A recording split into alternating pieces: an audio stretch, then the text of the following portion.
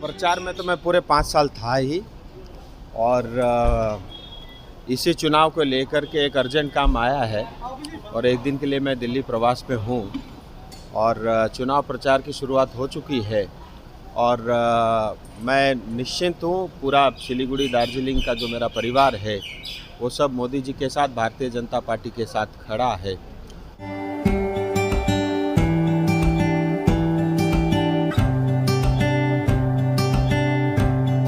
আসবেন তো শুভ মুহূর্তে। और इस बार के चुनाव में एक नया इतिहास और एक नया रिकॉर्ड जो है कायम होने वाला है।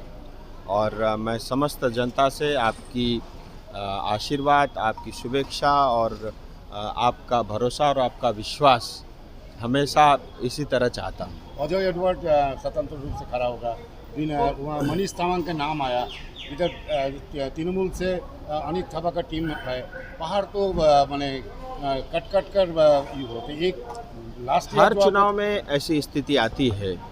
और एक बात, चाहे वो अजय एडवर्ड जी हो या अन्य लोग जो इंडिपेंडेंट रह कर के वास्तव में पूरी श्रद्धा के साथ अपने क्षेत्र और जनता की सेवा करना चाहते हैं और उद्देश्य अगर वही हो तो मैं उनके साथ खड़ा हूँ।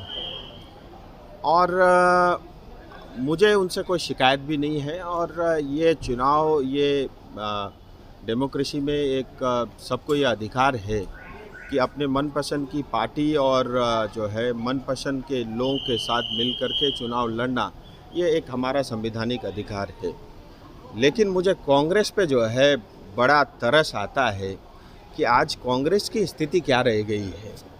एक पॉलिटिकल पार्टी जो रजिस्टर्ड है ही नहीं, यानी एक इंडिविजुअल व्यक्ति के साथ जो है उनको आज अलायंस करना पड़ रहा है, तो मुझे कांग्रेस पे तरस आता है। लेकिन जो हमारे क्षेत्र के लोग समाज और जाति के हित में, क्षेत्र के हित में काम करना चाहते हैं ईमानदारी के साथ, मैं उन पर टिप्पणी नहीं करूंगा, बल्कि जब भी आवश्यकता पड़ेगी मैं उनके साथ खड़ा रहूँगा।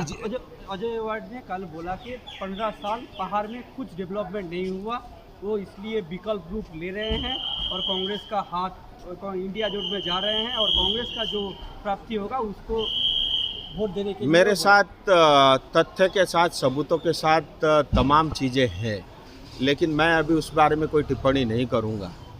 आप भी जानते हो कि पिछले 10 साल में मोदी जी के नेतृत्व में क्या काम हुआ है और स्वयं प्रधानमंत्री जी ने क्या बयान दिया है। मुझे जनता को ये बताने की आवश्यकता भी नहीं है, जनता भी इस चीज़ को जानती है।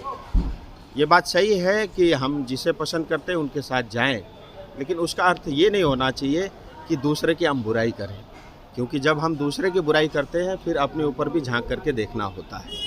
जीजेएम और बिमल गुरुंग का स्टैंड अभी तक खुलासा नहीं हुआ। बिमल जी, उनकी पार्टी, ये उनको तय करना है।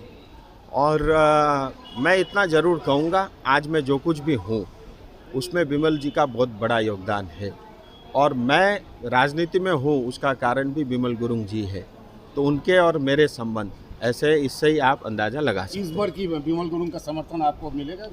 मैं जैसा बताया, ये राजू को तय करना है और आज उनकी बैठक है और वो स्वयं प्रेस के माध्यम से इस चीज़ की घोषणा करेंगे और ये उनका अधिकार है।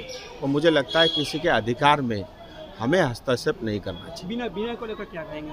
विनय तामांग को लेकर ऐसा है, मुझे विनय जी के ऊपर में जो है तरस आता है।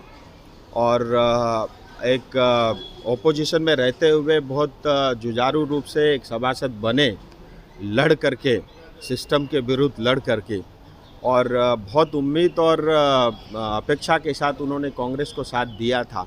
बहुत लोगों ने टिप्पणी की, उसके बावजूद भी कांग्रेस का हाथ उन्होंने थामा।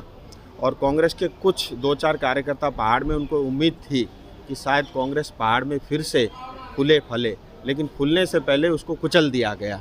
ये कांग्रेस की बहुत पुरानी आदत है।